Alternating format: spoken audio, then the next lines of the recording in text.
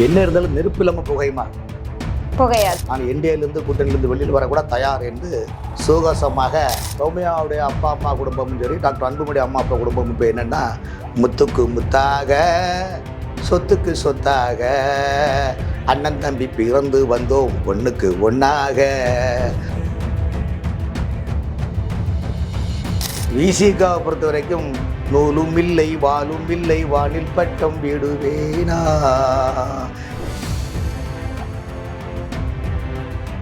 இப்போ வந்து திமுக அவருக்கு பதவி பேர் கொடுக்குற மாதிரி ஒன்றும் இல்லை.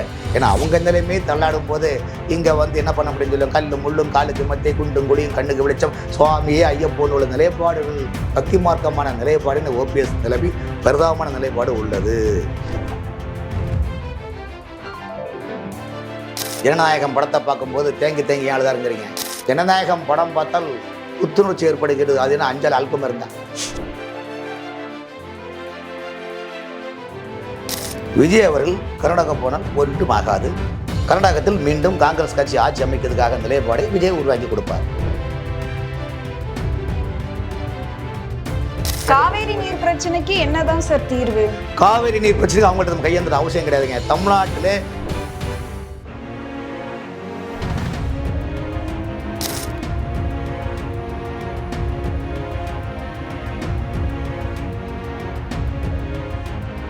ஜாம்பவான் நேயர்களுக்கு வணக்கம். நான் உங்க தீபிகா. இன்றைய நிகழ்ச்சியின் சிறப்பு விருந்தினர் VS ராமன் அவர்கள். வணக்கம் சார். வணக்கங்க. வணக்கம் சார். அரசியல் வட்டாரத்துல ஒரு விஷயம் ரொம்பவே பரபரப்பா போயிட்டு இருக்கு. என்ன அப்படின்னு பாத்தீங்கன்னா, அன்புமணி அவர்கள் வந்து தாவேக்காவை தொடர்ந்து சந்திச்சுட்டே இருக்காரு.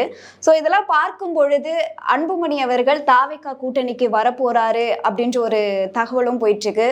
இன்னொரு விஷயம் என்ன அப்படின்னா, அவருடைய மனைவிக்கு வந்து அமைச்சர் பதவி கூட வழங்கப்பட இருக்கிறதாவும் சில தகவல்லாம் போயிட்டு இருக்கு. ஸோ இதனுடைய பின்னணி என்ன சார்? என்ன இருந்தாலும் நெருப்பு இல்லாமல் புகையுமா? புகையாது. கிராமத்தில் நெருப்பு இல்லாமல் புகையாது, அள்ளாமல் குறையாது, சொல்லாமல் தெரியாது, கில்லாமல் வலிக்காதுன்னு சொல்லுவாங்க கிராமத்தில் நடைமுறை வார்த்தை. இதெல்லாம் வந்து அதே போல் வந்து இன்றைக்கி தாவேக்கா ஆட்சி அமைச்ச பிறகு தமிழ்நாட்டில் வந்து பல சின்ன சின்ன கட்சிகள்லாம் திமுக கூட கூட்டணி வெற்றி பெற்றவர்கள்லாம் இன்றைக்கி தாவேக்கா கூட்டணி அமைச்சு ஒரு மந்திரி 2 மந்திரிலாம் வாங்கியிருக்கிறாங்க. ஸோ அந்த நிலைப்பாடு வரும்போது சமீப காலமாக பாட்டாளி கட்சி தலைவர் டாக்டர் அன்புமணி அவர்களுடைய வீட்டிலையும் இந்த சிந்தனைகள் உருவாகுது. காரணம், கடந்த ஒரு ஆண்டுக்கு முன்னால் பாட்டாளி கட்சி அப்பாவுக்கும் பிள்ளைக்கும் எவ்வளோ சண்டை வந்து பல பிரச்சனைகளை உருவாக்குறதுக்கு காரணமும் திமுக தான் கூட அந்த காலத்தில் அந்த நேரத்தில் சொல்லக்கூடிய செய்வழி செய்தி இதெல்லாம் வந்து. ஸோ சட்டமன்ற தேர்தலில் டாக்டர் ராமதாஸ் சசிகலா அவர்கள் தனியாகவும் அன்புமணி தனியாகவும் நின்று என் மருமகளுக்கு ஓட்டு போடாதீங்கன்னு சொன்னதும் மாமனார் தான் டாக்டர் ராமதாஸ் சொன்னார். ஆனால் இதெல்லாம் கடந்து மக்கள் மத்தியில் மிகப்பெரிய வெற்றி வாகை சூடி சௌமியா அன்புமணி இன்றைக்கி எம்எல்ஏ இருக்கிறாங்க. சௌமியா அன்புமணியுடைய எம்எல்ஏ இருந்தாலும் அவருடைய பாட்டாளி கட்சி அன்புமணி அவருடைய தலைமையில் உள்ள பாட்டாளி கட்சி என்டிஏ கூட்டணியில் இருக்குது. இப்போ சமீபமாக என்ன சொல்கிறாங்கன்னா, தமிழ்நாட்டு அரசு இந்த விவசாய திட்டங்கள், மேகதாது விவகாரங்கள், கனிம வள கொள்ளைகள் இதெல்லாம் சீர்படுத்தி நேர்மையான வாய்மையாக உண்மையாக மக்கள் வாழக்கூடிய கட்டமைப்பான ஒரு நிலைப்பாடான ஆட்சி அமைத்தால் நான் என்டிஏலேருந்து கூட்டணியிலேருந்து வெளியில் வரக்கூட தயார் என்று சுகசமாக கிராமத்தை சொல்லுவாங்க, ஆடு மேய்ச்சது போல ஆச்சு, அண்ணனுக்கு பொண்ணு பத்த போல ஆச்சு, மதுரை பழமொழி மாதிரி டாக்டர் அன்புமணி அறிக்கை கொடுத்தாரு. அதுக்கு ஆதரவெல்லாம் வந்து கொடுத்தாரு. அது போல தொடர்ந்து முதலமைச்சர் அவர் சந்திச்ச உள்ளார். சந்திக்கப்பட்ட அது என்னன்னா, ஏதாவது ஒரு இதை டைட்டில் சொல்லி மக்களை பத்திரிகைகளை சந்திச்சுட்டு இருந்தார்.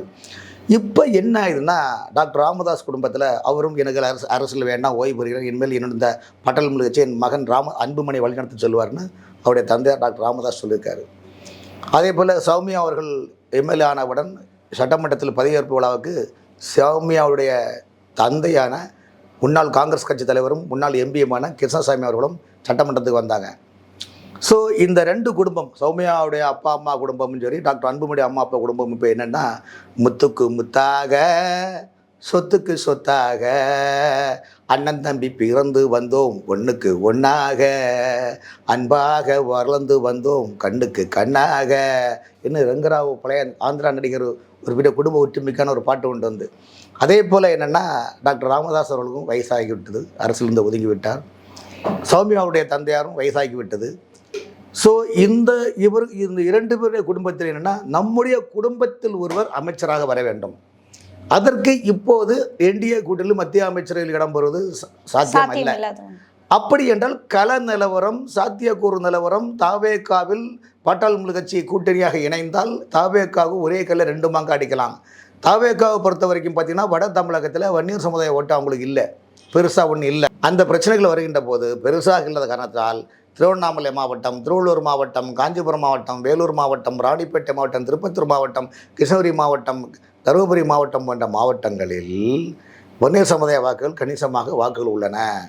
ஆகவே தாவேகா பாமக கூட்டணியாக இருந்தால் எதிர்காலத்தில் தமிழ்நாட்டு அரசியலில் காலூட்டி நிற்பதற்கு தாவேகாவுக்கு மிகப்பெரிய பலமாக ஒரு நிலைப்பாடு இருக்கு என்ற எண்ணமும் பாட்டாளி கட்சியில் அந்த தாவேகால மனநிலை உள்ளது. சார், இப்போ இதுல தான் இன்னொரு கேள்வி என்ன அப்படின்னா, விசிகா இருக்காங்களே தாவேகா கூட, அப்ப அவங்களுடைய இடம்? விசிகாவை பொறுத்த வரைக்கும் நூலும் இல்லை வாலும் இல்லை வானில் பட்டம் விடுவேனா, நாதி இல்லை வேதி இல்லை நானும் வாழ்வை ரசிப்பேனான்ற நிலைப்பாட்டுக்கு இருக்கிற சூழ்நிலைகள் என்ன காரணம் என்றால், பட்டாளிகளுக்கு அந்த விடுதலை சிறுத்தை கட்சியில் ஒரு 5-6 தலைவர்கள் அது அதிகமாக இருந்தார்கள். ரவிக்குமார் எம்பி, ஆலூர் சா நவாஸு, திருப்பூர் பாலாஜி, சங்கத்தமிழன், அதுபோல் வன்னியரசு அவர்கள் இல்லாமல் தான் அந்த கட்டமைப்பு உருவாக்குனாங்க. அதில் ஏதோ சட்டமன்ற தேர்தல் பிரச்சனை மேற்கொள் காட்டி சங்கத்தமிழாக கட்சியிலிருந்து அவங்க நீக்கிட்டாங்க. அந்த ஒரு நிலைப்பாடு இருக்குது. ஆலூர் சாவனாவாசும் இன்னும் சில 2 பேரும் திமுகவில் போகிறது மாதிரி உள்ள நிலைப்பாடு இருக்கின்றது. இப்போ வன்னியரசு அவர்கள் அப்படி பாட்டாளி கட்சி இங்கே அமைச்சர்கள் பங்கேற்றால் விடுதலை சிறுத்தை திமுக தாவேக்கால வாபஸ் செய்கிறேன் என்று சொன்னாலும் கூட வன்னியரசு வாபஸ் பதவியை ராஜினாமா செய்ய மாட்டார். காரணம், வன்னியரசு சரியாக அளவில் அவர்கள் அமர்ந்து விட்டார்கள். அந்த அமர்ந்து விட்டனால என்ன பிரச்சனைனா, அவங்களுக்குள்ள இப்போ கட்டமைப்பு உருவாக்கிக்கிட்டாங்க. அதில் வந்து இது ஒரு வன்னியரசு அவர்கள் அமைச்சர்களையும் பங்கு பெற்றார். இனிமேல் நமக்கு இதை விட ஒரு ஒரு பெரிய ஒரு ஆப்பர்ச்சுனிட்டி வராது. ஆகவே அவர் தாவேக்கால இருந்து அந்த ராஜினாமா செய்து கொண்டு அமைச்சர்கள் மீண்டும் இடைத்தேர்தல் தேர்தல் சந்திக்கிறதுக்கு தாவேக்கால இணையக்கூடிய வாய்ப்புகள் அதிகமாக உள்ளது. ஆகவே தாவேக்கா பொறுத்த வரைக்கும் 2 வகையிலையும் லாபம் தான். விடுதலை சிறுத்தை வாபஸ் ஆனாலும் அவங்களுக்கு நஷ்டம் கிடையாது. தாவேக்காவுக்கு பாட்டாளி கட்சி வருகிறால் அவருக்கு மிகப்பெரிய பலம் இருக்கின்றது. ஆகவே சௌமியா அன்புமணி அவர்கள் பாட்டாளி கட்சியினுடைய தலைவராக அவங்க இருக்கனால தாவேக்கால் இணைந்தால் 2 விதமான 2 லாகாத்துக்களை ஏதாவது ஒன்று கொடுக்குன்னு கேட்குறாங்க. ஒன்று மக்கள் நல்வாழ்வுத்துறை அமைச்சர், ஹெல்த் மினிஸ்டர். காரணம் என்றால் வாஜ்பாய் அமைச்சரவையில் அன்புமணி அவர்கள் மத்திய சுகாதாரத்துறை அமைச்சராக இருந்தார். அதே போல் தமிழ்நாட்டில் தாவேக்கா கூட்டணியில் பாட்டாளி கட்சி இடம் பெற்றால் மக்கள் நல்வாழ்வுத்துறை அமைச்சரோ அல்லது உள்ளாட்சித்துறை அமைச்சரோ கேட்குறாங்க. ஏன்னா 2லேயுமே சௌமியா அன்புமணி அவர்கள் பசுமை தாயகம் மூலமாக நிறைய அமைப்புகள் மூலமாக ரெண்டுமல்ல, நீங்கள் அவர் எங்கேயாவது சமூக அமைப்புகள் பணிகள் நிற்கும் போது பார்த்திங்கன்னா மாணவ மாணவிகள் தான் அதிகமாக அவங்கள கூட நிற்பாங்க. அவங்கள்ட்ட அந்த பேச்சாற்றல், சொல்லாற்றல், செயலாற்றல், ஸோ இதெல்லாம் மக்களும் அந்த மாதிரி ஆட்களை எதிர்பார்க்குறாங்க. நியூ ஜென்ரேஷனை எதிர்பார்க்குறாங்க. ஏன்னா சட்டமன்றத்திலேயே அவங்க பேசும்பொழுது அதிகமாக ஈர்க்கப்பட்டிருக்கு. கரெக்டாக சொன்னீங்க. அது இந்தியா முழுவதும் சௌமியா அன்புமணி அவர்கள் சட்டசமன்றத்தில் பேசக்கூடிய பேச்சு ஒரு ஈர்ப்பான பேச்சு மட்டும் இல்லை, அனைத்தும் விவசாயிகளுக்கு நலனுக்காகவும் ஏழை எளிய மக்கள் நலனுக்காகவும் கனிம வளை கொள்ளை தடுப்பது, மருத்துவத்தில் ஏழை எளிய மக்கள் எப்படி மருத்துவ பெனிஃபிட் அடைவது, இந்த மாதிரி பல விஷயங்களையும் பொது நோக்கோடு அவங்க அந்த மாதிரி நிறைய செய்கிறதுனால அது அவங்களுக்கு ஒரு பெரிய விஷயமாக இருக்கின்றது. ஸோ அந்த காரணத்தினால அவர்களுக்கு உள்ளாட்சித்துறை அமைச்சரா அல்லது மக்கள் நலத்துறை அமைச்சரா என்பது தாவேக்காவும் எது கொடுக்கலாம் என்ற சிந்தனையில் இருக்கின்றது. எதுவாக இருந்தாலும் கத்திரிக்காய் முத்தினா வரதான் போகுது. அது வரதுக்கு முன்னால் நம்ம இந்த சப்ஜெக்டை நம்ம சொல்கிறோம். ஓகே சார், இன்னொரு முக்கியமான விஷயம் என்ன அப்படின்னு பார்த்தீங்கன்னா, ஓபிஎஸ் அவர்கள் திமுகவில் இருந்து வெளியேறி தாவேக்காவுக்கு வரக்கூடிய வாய்ப்புகள் அதிகமாக உருவாகிட்டு இருக்கு. ஏன்னா அதிமுகவில் அவர் ஒரு முதலமைச்சராக இருந்தார், அமைச்சராக இருந்தார், இந்த ஒரு பதவிகள்லாம் இருந்தபோது திமுகவுக்கு வந்ததுக்கு அப்புறம் அவருக்கு சரியான ஒரு பதவி கிடைக்கல அப்படின்ற ஒரு அதிருப்தியில் இந்த ஒரு முடிவுக்கு வரப்போறாருலாம் சொல்றாங்களே. ஓபிஎஸ் எதுக்கு திமுக வந்தார்? அவர் முதலமைச்சர் இருந்த காலகட்டத்தில் வரக்கூடிய பிளாக் மணிகள் எல்லாம் பல்வேறு இன்வெஸ்ட்மெண்ட் பண்ணாங்க. இன்றைக்கி தமிழ்நாட்டை பொறுத்தவரையும் கடந்த 15-20 ஆண்டு காலமாக சம்பாதிக்கக்கூடிய அமைச்சர்களும் சரி, முதலமைச்சரும் சரி, அந்த சுரேஷ் அதிகாரியும் சரி, உள்ளூர்லேருந்து உலக நாடுகளில் இன்வெஸ்ட்மெண்ட் பண்ணுறாங்க. அதில் என்னன்னா வரக்கூடிய ஒவ்வொரு துறையில் வரக்கூடிய கமிஷன் கலெக்ஷன் எல்லாமே அந்தந்த பில்டர் இன்வெஸ்ட்மெண்ட்டு, கம்பெனி இன்வெஸ்ட்மெண்ட் பண்ணும்போது அதில் சில கம்பெனிகளை கடந்த திமுக ஆட்சியில் திமுகவுடைய தலைமை பீடத்தில் உள்ள சில முக்கியமான மனிதர்கள், அது பெண்ணாக இருக்கலாம், இந்த மாதிரி பல நிறுவனங்களாக இருக்கும், ஸ்கொயராக இருக்கலாம், ரவுண்டாக இருக்கலாம், சதுரமாக இருக்கலாம், ஜோகமாக இருக்கலாம், அந்த மாதிரி கலாம் என்ற நிலைப்பாடு இருக்கின்ற காரணத்தினால தான் அங்கே இவர் இன்வெஸ்ட்மெண்ட் பண்ணிட்டார். தலைவர் இன்வெஸ்ட்மெண்ட் பண்ணி ஆட்சி மாறணும்னா என்னங்க இந்த மாதிரி எதாவது கொடுங்கன்னா அதெல்லாம் முடியாது, எங்கே வான்னு சொல்லும்போது திமுக மீண்டும் ஆட்சிக்கு வந்தால் நீங்கள் தான் சபாநாயகர்னு ஒரு அன்கோ போட்டு அப்பாவும் பிள்ளையுமா ஒன்று சேர்ந்தாங்க, ஆட்சியும் போச்சு. இப்போ ஆட்சி போச்சுன்னா பார்த்து திறந்து பார்த்தேன் பறந்து போச்சு, இன்வெஸ்ட்மெண்ட்டும் போச்சு. அந்த போனா மச்சான் திரும்பி வந்தாண்டி நிலைமை அவருக்கு நிலைமை ஆகிப்போச்சு. இப்போ வந்து திமுகவில் அவருக்கு பதவி கிளம்பி கொடுக்குற மாதிரி ஒன்றும் இல்லை. ஏன்னா அவங்க நிலைமையே தள்ளாடும் போது இங்கே வந்து என்ன பண்ண முடியும்னு சொல்லுவாங்க, கல்லும் முள்ளும் காலுக்கு மத்தை குண்டும் குழியும் கண்ணுக்கு வெளிச்சம் சுவாமியே ஐயப்போன்னு உள்ள நிலைப்பாடுகள் பக்தி மார்க்கமான நிலைப்பாடுன்னு ஓபிஎஸ் நிலைமை பிரதானமான நிலைப்பாடு உள்ளது. ஆகவே ஓபிஎஸ்ஸுடைய மகன் ரவீந்திரன் என்ன சொல்கிறாருன்னா, அப்பா உங்கள் காலத்திலே எனக்கு ஒரு நல்ல செட்டில்மெண்ட் பண்ணிட்டு போங்க ஏன்னு சொல்லும்போது கள நிலவரம் சரி தென் மாவட்ட தேனி மாவட்டங்களில் பார்த்தீங்கன்னா தேவரசம் முக்குளத்தூர் ஓட்டுகளை கவர் பண்ணலாம், அதில் தாவேக்கால போனால் அடுத்த ஒரு எம்பி சீட்டு உங்களுக்கு நிற்கலாம், 2029 அவருடைய எம்பி சீட்டில் நிற்கிறதுக்கு வாய்ப்பு இருக்குதுன்னு சொல்லி ஒரு இது டீல் பண்ணி அதை வந்து மதுரையை சேர்ந்த மின்சார கண்ணா அந்த அந்த ஒரு அமைச்சர் மின்சாரம் ஆமாம் அந்த அமைச்சர்கிட்ட வந்து ரகசியமாக பேசிக்கொண்டிருக்கின்றார்கள். அதனால் அவங்கள என்ன பண்ண ஆகட்டுண்டா தம்பி ராசா நடராசா மெதுவா செல்லையா பதமா தள்ளையான்னு போதெல்லாம் பாடல் வரிய போல் ஓபிஎஸ் அவங்க குடும்பமும் தாவேக்கலை இணையிற மாதிரி உள்ள இது இருக்குது. கண்டிப்பாக 90% அவங்க வரக்கூடிய வாய்ப்பு இருக்குது. ஏன்னா வேறு எந்த கள நிலவரும் அவருக்கு பிளாட்ஃபார்மும் கிடையாது. இப்போ சார் அப்படி அவங்க வராங்க அப்படின்னா தாவேக்கா ஏற்றுக்கும் நினைக்கிறீங்களா? இப்போ இதையே கேள்வி வந்து கேட்குறேன். ஊழலை ஒழிப்போம் என்பது தாவேக்காவுடைய பிரபகண்டா. அந்த நேரத்தில் ஊழலின் உச்சக்கட்டம் ஊழலே குளித்து ஊழலே மூழ்கி ஊழலே பல்லை துவைத்து வந்து உள்ளூர் முதல் உலக நாடுகள் வரைக்கும் அரசில் இந்த தன்னுடைய லஞ்ச பணத்தை பதுக்கி வைக்கக்கூடிய பாஸ்கர் அன்கோக்கள் எல்லாமே சனிக்கிழமையில் பன்னீர் சந்தில் சேர்ந்தாங்களா இல்லையா? அப்போ சனிக்கிழமை தோறும் கூடக்கூடிய பன்னீர் சந்தில் சேர்ந்து அதே சோசியல் மீடியா கேட்குது என்னங்க ஊழல்வாதிகள் சார். அதுல தான் சார் ஒரு கேள்வி என்ன அப்படின்னா, விஜயபாஸ்கர் அவர்கள்லாம் வந்து அவங்களா ஒரு கூட்டத்தை கூட்டி அவங்களா ஒரு ஃபங்க்ஷன் வச்சுக்கிட்டாங்க. விஜய் அவர்கள் அதுல கலந்துக்கிட்டது அவங்களுக்கு மிகப்பெரிய ஆதரவு தெரிவிக்கிறதோ எந்த ஒரு செயலுமே அவர் பண்ணல. வரவங்களை ஏத்துக்கிட்டாங்க அவ்வளவுதானே தவிர்த்து மற்றபடி வாங்க அவங்களுக்கு பதவி கிடைக்கும் பொறுப்புகள் நாங்க கொடுப்போம் அப்படின்ற விஷயங்கள்லாம் அந்த கட்சி சார்பா எதுவும் வெளியே வர விஷயங்களுங்க. அந்த நிகழ்ச்சி என்பது என்ன, பாஸ்கர் அன்போர்களுக்கு ஆடு மேய்ச்சது போல ஆச்சு, அண்ணனுக்கு பொண்ணு பார்த்து போல ஆச்சு. எப்படி இன்னைக்கு தான் கல்யாண காட்சிகள் இல்லாமல் மாற்ற மினிஸ்டில் பார்க்குறாங்க. அந்த காலத்தில் ஆடு மேய்க்கிறாங்க பார்த்தீங்களா, அவங்கள்ட்ட தான் அந்த வீட்டில் பொண்ணு இருக்குது, அந்த பொண்ணு எப்படின்னு பார்த்துட்டு வாங்கன்னு சொல்லி அவங்க 1 மாதம் 2 மாதம் அங்கேயே முகாம் போடுவாங்க. ஆடு மேய்க்கக்கூடியவங்க அதுதான் பழமொழி. ஆடு மேய்க்கக்கூடியவங்க போய் தண்ணி கேட்பாங்க. உடனே அந்த வீட்டிலேருந்து பொண்ணு வந்து தண்ணி கொண்டு வரும். தண்ணி கொண்டு போது என்ன அர்த்தம்னா, செவி கேட்குதா, கால் நடக்கிறாங்களா, உடல் திராகாத்திரமாலாம் இருக்குதா என்னோ ஒரு இதுதான் ஆடு மேய்ச்சது போல ஆச்சு, அண்ணனுக்கு பொண்ணு பார்த்த போல சொல்ல பழமொழி போல். அதனால் இதெல்லாம் வந்து சும்மா, அதாவது அவங்களுக்கு பதவி தேவை.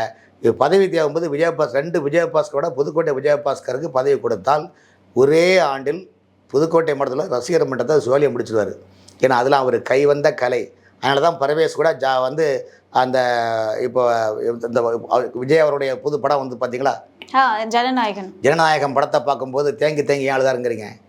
அவர் எதுக்கு அழுதாரு தெரியுமா? உங்களுக்கு யாரு ஐயா அது இல்லைங்க ஐயா, கதையே வேறங்க. வேற என்ன சார்? ஐயா புதுக்கோட்டை விஜயபாஸ்கர் முன்னாள் அமைச்சர் தாவேக்கால இணைந்து விட்டார். ஓகே, எங்கள் அப்பாவே இந்த ஆள் தான் வளராமல் சோழியை முடித்தது. இப்போ நான் ஏதோ கஷ்டப்பட்டு இன்றைக்கி வந்து புதுக்கோட்டையில் நான் ஒரு தாவேக்கா சாம்ராஜ்யமாக கஷ்டப்பட்டு இன்னைக்கு ஜெயிச்சு எம்எல்ஏ மந்திரி ஆகிட்டேன். இந்த ஆள் இப்போ இந்த தாவேக்கால இணைஞ்சிட்டாரு. எப்படியும் 1 வருஷத்தில் நம்ம கம்பெனியை க்ளோஸ் பண்ணிடுவார், நம்மளை ஏதாவது சிக்கலில் மாட்ட வச்சு நம்மளை நாமத்தை போட்டுருவாருன்னு அதை நினச்சேன், உலகத்தை நினச்சேன் சிரிச்சேன்னு சொல்லுவாங்க. டே ஏன்டா சிக்காச்சு வந்து உலகத்தை நினச்சேன் சிரிச்சேன்னு சொன்ன மாதிரி அவர் பரவேசு நினச்சி அழுத கதையே வேற கதை. அவர் எதிர்காலம் நமக்கு கேள்விக்குறி ஆகும்ன்றது அந்த படத்தின் கதையை வச்சு சாக்கு பார்க்க நீங்களும் உங்களை மாதிரி சோசியல் மீடியா ஐயோ அழுதுட்டாருன்னு.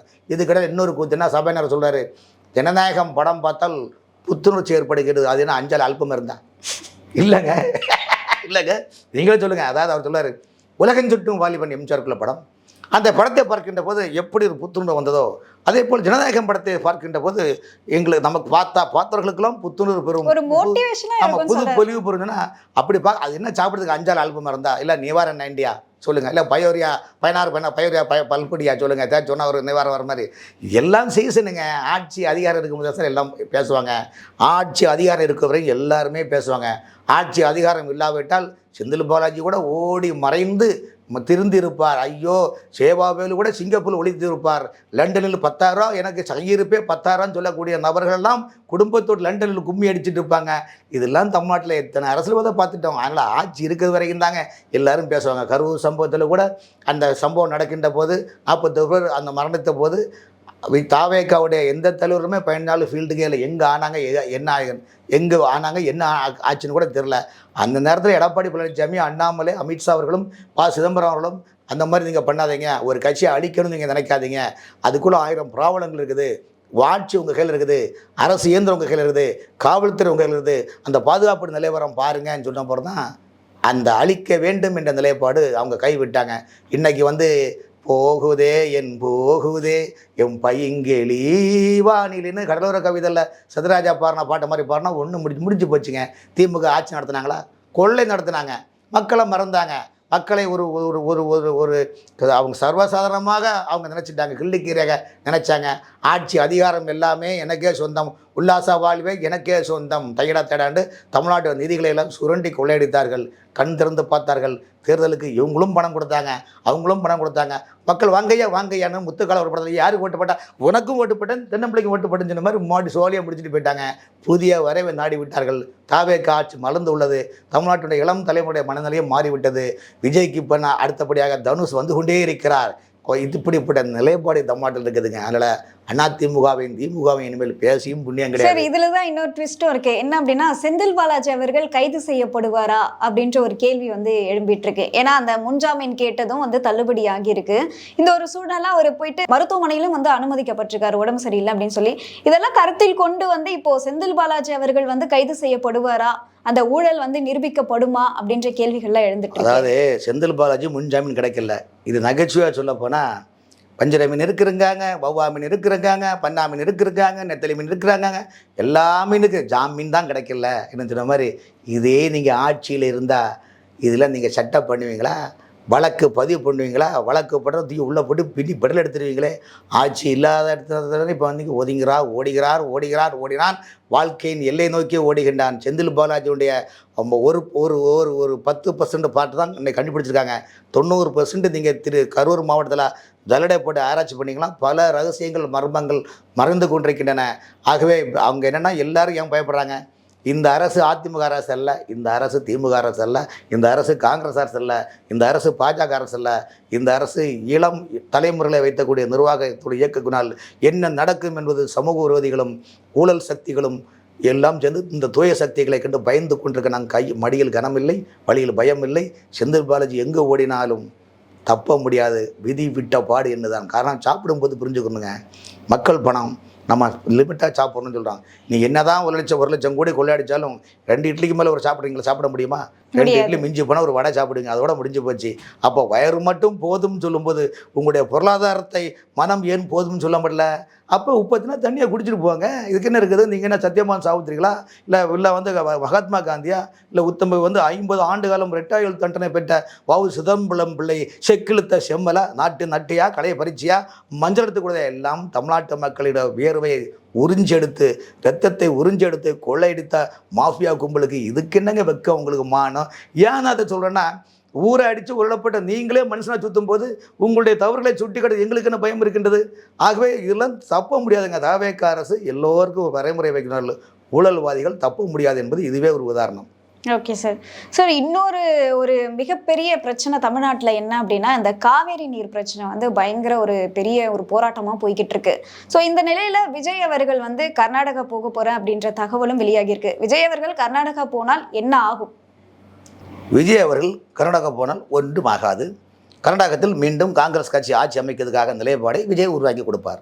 ஆகவே கர்நாடக அரசு டிகே சிவகுமார் முதலமைச்சர் பார்த்தீங்களா, நான் சொன்னவர்னா தமிழ்நாடு முதலமைச்சர் இங்கே வந்துட்டார் பார்த்தீங்களா? யாருக்காக? கர்நாடக மக்களினுடைய ஜீவாதாரத்துக்காக. அவங்களுக்கு அவங்க ஓட்டு வாங்குவாங்க. இதுக்கு ஏற்பாடு தமிழ்நாடு காங்கிரஸ் ஏற்பாடு பண்ணி ஒரே கல்ல 2 மாங்காய் அடிக்குது இந்த காவேரி பிரச்சனையில். நீங்கள் எதிர்க்கட்சி தலைவர்களை வச்சு தான் அங்கே கர்நாடக அரசு அந்த கூட்டத்தை கூட்டுறாங்க. அப்படி என்றால் தமிழ்நாட்டு முதலமைச்சர் எதிர்க்கட்சிகளை அழைத்து இந்த மீட்டிங் நடத்தணும், விவசாய சங்கத்தோடும் கூப்பிடணும். இன்னும் பண்ணலை. ரெண்டாவது, முதலமைச்சர் அங்கு சென்றாலும் கூட இங்கு விவசாயத்தினுடைய பிரதிநிதிகளையும் எதிர்க்கட்சி பிரதிநிதிகளையும் அழைத்து சென்றால்தான் இந்த உடன்பாட்டுக்கு கரெக்டாக இருக்கும். இல்லாட்டி அவங்க வந்து டீங்க சங்கே முழங்குன்னு சிந்து பார்த்து எப்படி முடியாமல் இருக்குமோ, நாய்வால் எப்படி நிமிக்காமல் இருக்க முடியுமோ, அதே போல் காவேரி பிரச்சனை முக்கியமாக 2 கட்சிகளும் அரசியலை நோக்கி செல்லுகின்றார்கள். அப்படி என்றால் கர்நாடகத்தில் காங்கிரஸ் ஆட்சி, தமிழகத்தில் காங்கிரஸ் கூட்டணி ஆட்சி. ராகுல் காந்தி மகாபலிபுரத்தில் காங்கிரஸ் கட்சி நிகழ்ச்சி வராரு. நீங்கள் கர்நாடகத்துக்கு போக அவசியம் கிடையாது. அப்போ தமிழ்நாடு முதலமைச்சர் ராகுல் காந்தி இங்கே காரணம் வர, ஐயா நம்மளாம் கூட்டணியில் இருக்கிறோம், நீங்கள் சொல்லுங்கள், காவிரியை சொல்லுங்கள், சொல்லிட்டு உடனே அங்கே போய் பாட்டு பாட்டு நடந்தாய் வாரி காவேரின்னு சொல்ல முடியுமா? சொல்லுங்கள். அதனால் மக்களுக்கு என்ன தேவை என்பது எம்ஜிஆர், அதாவது கிட்டத்தட்ட 150 ஆண்டு கால பிரச்சனை அந்த காவிரி பிரச்சனை. அவர்கள் எவ்வளவோ டேம் கட்டி முடிச்சுட்டாங்க. இப்போ மேகதாது அணை கட்டுறாங்க. இது காவிரி ஆணையம் தீர்மானம் தவிர இதுக்கு பிரதமரோ யாரும் பேசணும் ஒன்றும் நடக்க போகிறது கிடையாது. நீங்கள் சுமூகமாக பேசணும். ஏன்னா இது அரசியலுக்கான ஓட்டு வங்கி. காரணம் என்றால் விஜய் அவர்களிடம் துணை பிரதமர் தாரிகிறேன் என்று காங்கிரஸ் ஆசை வார்த்தையை கூறுகின்றன. ஆசை வார்த்தை கூட்டி ஆர்சி மக்களுடைய வாக்குகளை வாங்குவதற்காக தேசிய அளவில் விஜய் அவர்களுக்கு வலை விரிக்கின்றார்கள். அந்த வலையில் விஜய் சிக்கிவிடக்கூடாது என்பது எங்களுடைய நிலைப்பாடு. சார், அதில் இப்போ விஜய் அவர்களுக்கும் ஒரு வாய்ப்பு இருக்கு இல்லையா? நான் அவங்க கூட தேசிய அளவில் கூட்டணி பெறணும் அப்படின்னா நீங்கள் காவேரி நீர் தண்ணியை எங்களுக்கு கொடுத்தீங்கன்னா இதுக்கு ஓகே அப்படின்ற மாதிரி ஒரு டீல் பேசப்படலாம் இல்லையா? ஆனால் நீங்கள் கற்பனையிலே நைட்டில் தூங்கும்போதெல்லாம் கற்பனை பார்த்துப்பீங்களா? எனக்கு புரியல. இல்லை, அந்த பாசிபிலிட்டி இருக்கு இல்லையா சார்? டீலிங் போடுறதுக்கான இல்லை எந்த டீலிங், இதுக்கு போய் டீலிங் பண்ண என்னங்க நீங்கள் சொல்கிறத பார்த்தா கற்பனை என்றாலும் கற்சிலை என்றாலும் கந்தனே உன்னை மறவேல் இந்த மாதிரி அதெல்லாம் நடக்காத விஷயங்க. அரசியலில் மிகப்பெரிய சாணக்கியத்தனம். திமுகவோ அதிமுகவோ பண்ணாத அரசியலாக தவிக பண்ண போது தமிழ்நாட்டை பொறுத்தவரையும் காவிரியில் அவன் தண்ணி ஊற்ற மாட்டான். நீங்கள் தமிழ்நாட்டில் இருக்கிற நதிகளையும் ஆறுகளையும் ஏறுகளையும் தூர்வாரி கடலில் போகிற மழைநீர் தண்ணியை நதிகளை டேமேஜ் ஸ்டோரேஜ் பண்ண டேமில் ஸ்டோரேஜ் பண்ணாலே தண்ணி பிரச்சனை வராது.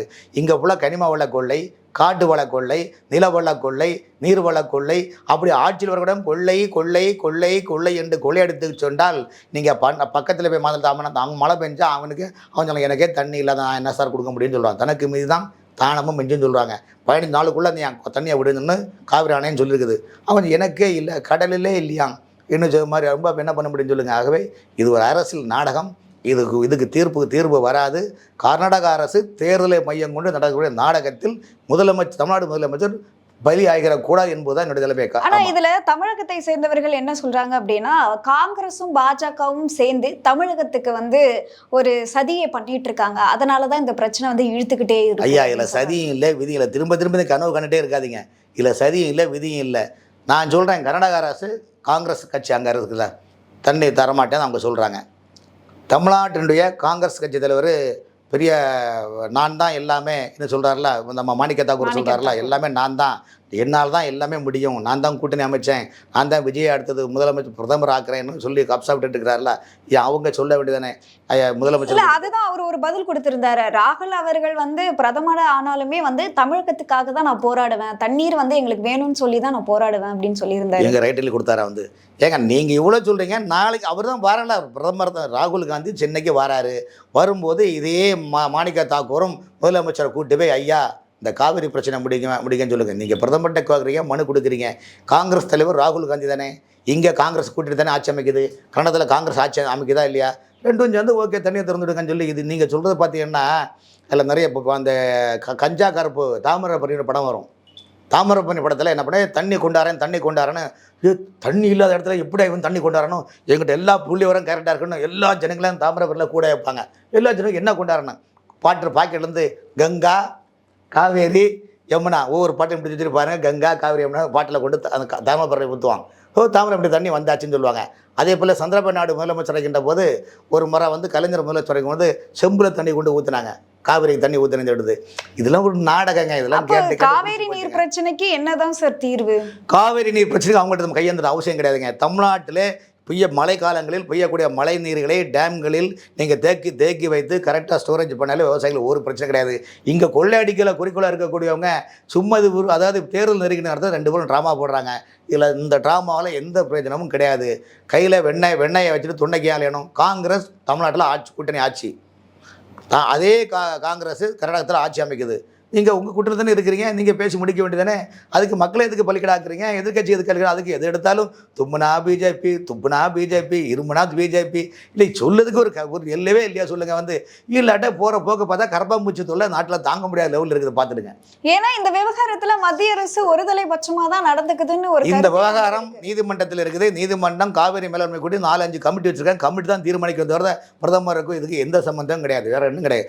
பிரதமரை பொறுத்தவரைக்கும் ராமலிங்க தேவர் சொன்னது போல முத்துராமலிங்க தேவர் சொன்ன மாதிரி அதாவது தேசமும் தெய்வீகமும் எனது 2 கண்கள் போல் தமிழ்நாடு வேறல்ல, கர்நாடகா வேறல்ல, 2ம் பாரத பிரதமருக்கு ஒருதாய் பிள்ளைகள். அப்போ மத்திய அரசு 2 மாநிலங்களுடைய பிரச்சனையை தீர்த்து வைக்கலாமே. ஏங்க தீர்த்து என்னங்க, காங்கிரஸ்கார தான் 60 வருஷம் ஆட்சி அமைச்சிங்களா, ஏன் தீர்த்து வைக்க முடியல வைக்க முடியல சொல்லுங்கள்.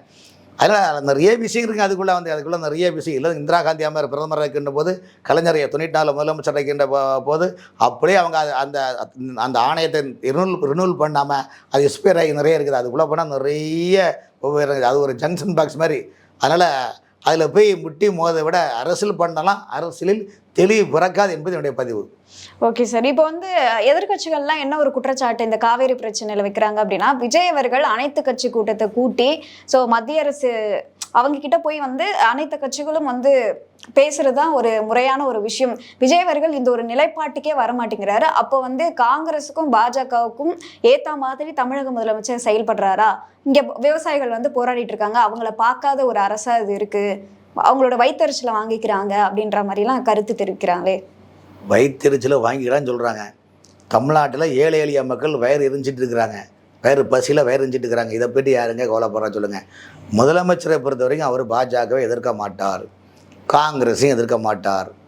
ஆகவே அவரை பொறுத்த வரைக்கும் என்ன பண்ண முடியும் சொல்லுங்கள். ஆட்சியில் உள்ள நிலைப்பாடு, 2வது இங்கே உள்ள அதிகாரிகள் நம்பிக்கையான கருத்துக்களையும் நம்பிக்கையான திட்ட வடிவங்களையும் முதலமைச்சர் சொல்கிற கிடையாது. அங்கே இருக்கிற முதலமைச்சர் சுற்றி இருக்கிற பல சீனியர் ஐஎஸ் அதிகாரிகள் முதலமைச்சரை ஏமாற்றி அவங்க தங்கள் ஆகலை எப்படி அடிச்சுட்டு போகலாம் பார்க்குறாங்க தவிர முதலமைச்சருக்கான திட்டங்கள் அவங்க சரியாக சொல்கிறது கிடையாது. முதலமைச்சர் ஏமாத்துறாங்க. சமீபத்தில் கூட ஒரு 10 நாளுக்கு முன்னாடி 5 நாள் முன்னாடி முதலமைச்சர் கிட்ட தான் அந்த நகர்ப்புற அமைச்சர் பதவி இருக்குது. அந்த துறைக்கு அதிகாரிகள் இருக்கிறாங்க.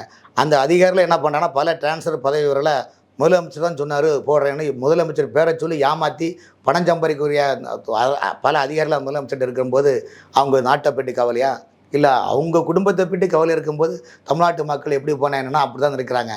முதல்ல ஒரு மாநிலத்தில் பணிக்கு வரக்கூடிய மற்ற மாநில அதிகாரிகள் முதல்ல அந்த மாநிலத்துடைய மொழிகளை புரிந்து கொள்ள வேண்டும்.